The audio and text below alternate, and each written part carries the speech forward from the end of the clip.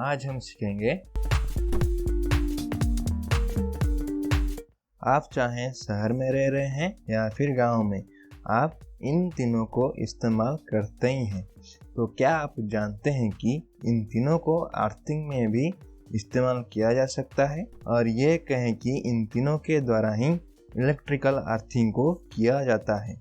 Generally इस प्रकार के अर्थिंग को वाटरमैन अर्थिंग या फिर हैंड पंप अर्थिंग के नाम से जाना जाता है। देखिए, अगर आप इस प्रकार का अर्थिंग को करना चाहते हैं तो एक बात हमेशा ध्यान रखिए कि इस प्रकार के अर्थिंग को आप केवल इनएक्टिव वाटरमैन के साथ ही कर सकते हैं, या फिर कहें कि जो डैमेज हैंडपंप होते हैं उनके साथ कर सकते हैं। रनिंग कंडीशन में होने वाले किसी भी हैंडपंप्स या फिर वाटरमैन्स के साथ आप उसको नहीं कर सकते हैं। वाटरमैन से अर्थिंग सिस्टम को जोड़ने से पहले आप ये जान ले कि आप जिस वाटरमैन से अर्थिंग करना चाहते हैं वह पूरे के पूरे गैल्वेनाइज्ड आयरन की होनी चाहिए, यानी कि उसकी सभी पार्ट्स गैल्वेनाइज्ड आयरन मेटल के होनी चाहिए। अगर वो वाटरमैन के पार्ट्स को सीमेंट कंक्रीट से बनाए गए हो तो अर्थिंग रेजिस्टेंस अधिक होगा और जिससे अर्थिंग की अरेंजमेंट का कोई इफेक्ट नहीं होगा।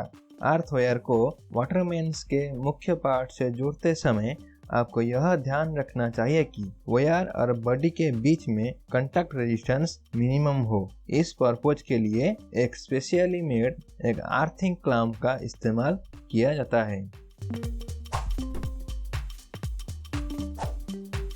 यदि एक स्टैंडर्ड कंडक्टर को अर्थ वायर के रूप में इस्तेमाल किया जाता है तो सभी स्ट्रैंड्स एकदम सीधे और पैरेलल में होनी चाहिए और उस सारे स्ट्रैंड्स को वेल्ड करके सॉलिड वायर बना जाता है और उसको वाटरमैन्स के बॉडी के साथ कनेक्ट कर दिया जाता है। इसके बाद एक लेड के पट्टी को पाइप के चारों ओर घुमाया जाता है ताकि अर्थ वायर को ठीक से उसके ऊपर रखा जा सके, ताकि जो वायर और बॉडी के बीच का कांटेक्ट है वो सही और एक्यूरेट रह पाए।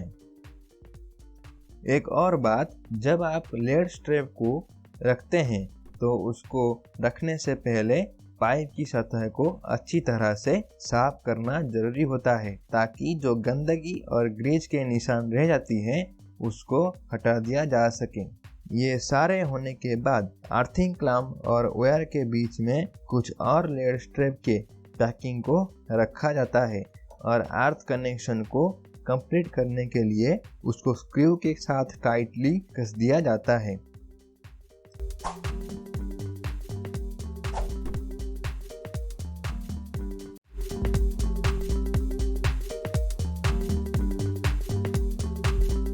कभी कभी अर्थिंग क्लैंप को वाटरमैन्स के मुख्य भाग पर टाइटली कस दिया जाता है और अर्थ वायर के एंड पॉइंट को थोड़ी सी मात्रा में या फिर कहें तो थोड़ी सी खींचकर अर्थ क्लैंप के साथ शोल्डर कर दिया जाता है। तो नेक्स्ट आता है रूल्स ऑफ वाटरमैन्स अर्थिंग।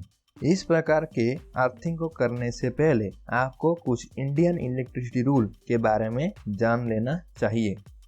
पहला रूल, आप किसी भी म्युनिसिपैलिटी या फिर किसी भी गवर्नमेंट प्रॉपर्टी और या फिर किसी भी पर्सन का प्रॉपर्टी के अंतर्गत आने वाले वाटरमैन्स के साथ इस प्रकार का अर्थिंग कनेक्शन नहीं कर सकते हैं।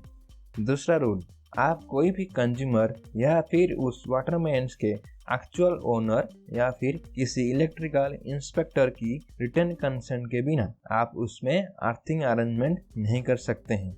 आप चाहें तो section 61 in the Indian electricity rules 1956 को चेक कर सकते हैं।